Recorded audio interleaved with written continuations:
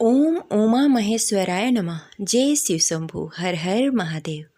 प्रिय श्रोताओं, आप सभी को साल 2025 की अंतिम सोमवार की हार्दिक शुभकामनाएं। आप सभी पर भगवान शिव और माता पार्वती की कृपा सदा सर्वदा बनी रहे।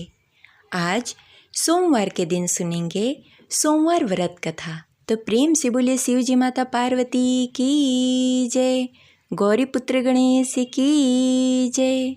जय शिव शंभू। अब चलिए पूरी श्रद्धा और भक्ति के साथ भगवान शिव और माता पार्वती को स्मरण करते हुए हाथ जोड़कर सुनते हैं सोमवार व्रत कथा। कथा शुरू करने से पहले इस वीडियो को लाइक करके कमेंट बॉक्स में हर हर महादेव अवश्य लिखें। एक नगर में एक बहुत ही धनवान साहूकार रहता था, जिसके घर धन्य धान्य की कोई कमी नहीं थी। परंतु उसको एक दुख था कि उसका कोई पुत्र नहीं था। वह इसी चिंता में रात दिन रहता था। वह पुत्र कामना के लिए प्रतिदिन सोमवार को शिव जी का व्रत और पूजा किया करता था तथा संध्या काल को शिव मंदिर में जाकर शिवलिंग के सामने दीपक जलाया करता था।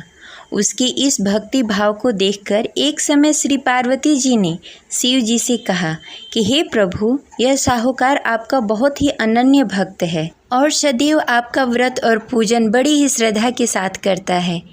इसकी मनोकामना पूर्ण करनी चाहिए। शिव जी ने कहा, हे पार्वती, यह संसार का कर्म क्षेत्र है। जैसे किसान खेत में जैसा बीज डालता है वैसा ही फल काटता है, इसी प्रकार इस दुनिया में जो जैसा कर्म करता है वैसा ही फल पाता है। पार्वती जी ने अत्यंत आग्रह से कहा, हे प्रभु, जब वह आपका अनन्य भक्त है, उसको अगर किसी प्रकार का दुख है तो आपको अवश्य ही उसका दुख दूर करना चाहिए, क्योंकि आप सदैव अपने भक्तों पर दया करते हैं, उसके दुख को दूर करते हैं। यदि आप ऐसा नहीं करेंगे तो कोई मनुष्य आपकी सेवा और व्रत क्यों करे? पार्वती जी का ऐसा आग्रह देख शिव जी ने कहा, हे पार्वती, इसका कोई पुत्र नहीं है, इसीलिए यह सदैव दुखी रहता है।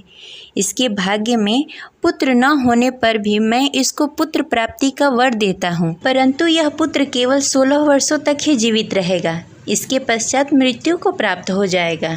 इससे अधिक मैं और कुछ नहीं कर सकता। ये सभी बातें साहूकार सुन रहा था।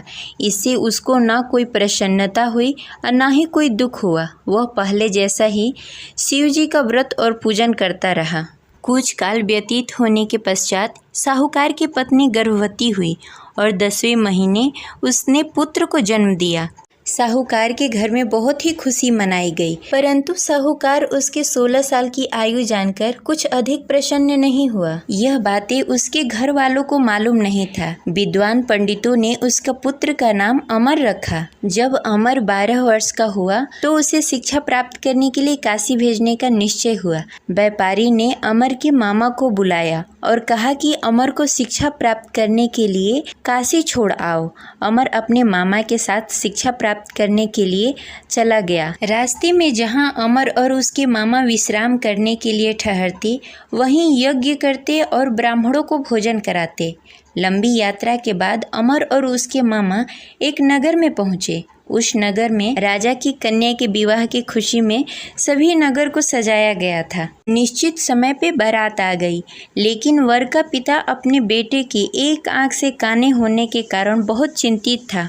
उसे इस बात का भय सता रहा था कि राजा को इस बात का पता न चले, कहीं वह विवाह से इनकार न कर दे, इससे उसकी बदनामी होगी। वर के पिता ने अमर को देखा। उसके मस्तिष्क में एक विचार आया। उसने सोचा, क्यों न इस लड़के को दूल्हा बनाकर राजकुमारी से विवाह करा दूं। विवाह के बाद उसको धन देकर विदा कर दूंगा और राजकुमारी को अपने नगर ले जाऊंगा।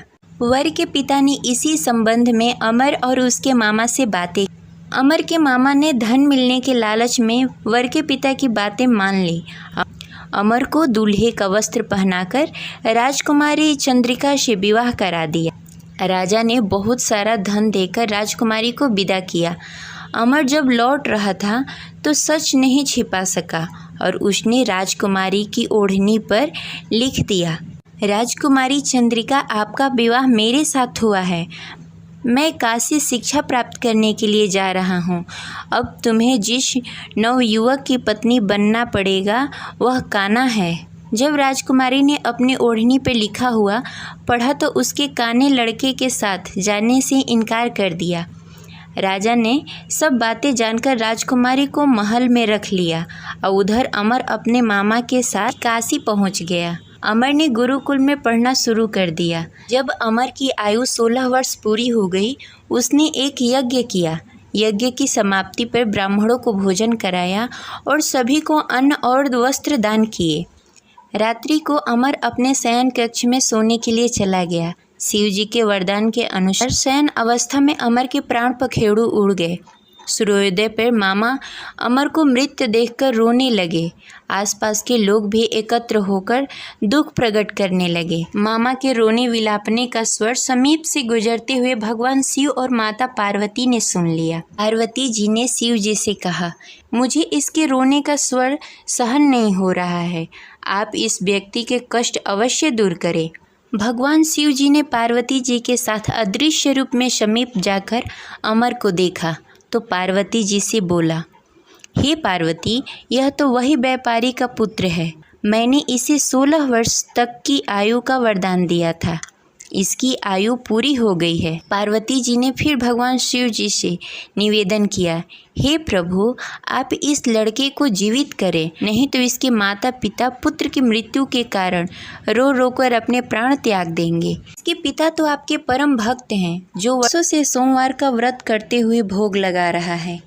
पार्वती जी के आग्रह करने पर भगवान शिव ने उस लड़के को जीवित होने का वरदान दिया और कुछ ही पल में वह जीवित होकर उठ गया। शिक्षा प्राप्त करने के बाद अमर अपने मामा के साथ अपने नगर की ओर चल दिया। दोनों चलते चलते उसी नगर पहुँचे जहाँ अमर का विवाह हुआ था। उस नगर में भी अमर ने यज्ञ का आयोजन किया। समीप से गुजरते हुए नगर के राजा ने यज्ञ का आयोजन देखा। राजा ने अमर को तुरंत पहचान लिया। यज्ञ समाप्त होने पर राजा ने अमर और उसके मामा को महल में लेकर गए और कुछ दिनों तक उन्हें महल में ही रखा। उसके पश्चात बहुत सारा धन वस्त्र देकर राजकुमारी के साथ विदा किया। रास्ते में सुरक्षा के लिए राजा ने बहुत सारे सैनिकों को भी साथ में भेजा।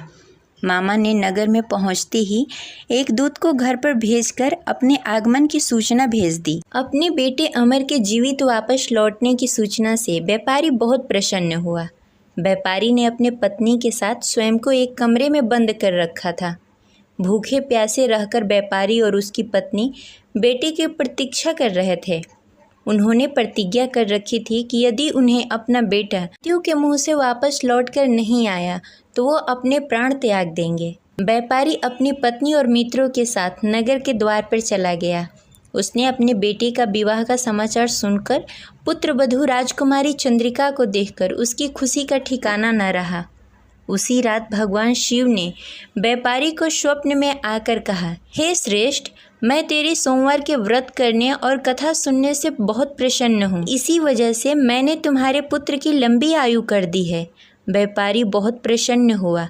सोमवार का व्रत करने से व्यापारी के घर में खुशियाँ लौट आई। शास्त्रों में लिखा है कि जो भी स्त्री या पुरुष सोमवार का विधि विधान से व्रत करते हैं और कथा सुनते हैं, उनकी सभी इच्छाएं पूरी होती है। आशा करते हैं यह कथा आपको अच्छी लगी होगी। तो इस वीडियो को लाइक करें और ज़्यादा से ज़्यादा लोगों को शेयर करें। अगर आप इस चैनल पर नए हैं तो इसे सब्सक्राइब कर लें और बेल आइकन को भी प्रेस कर लें। मिलते हैं अगली वीडियो में, तब तक के लिए हर हर महादेव।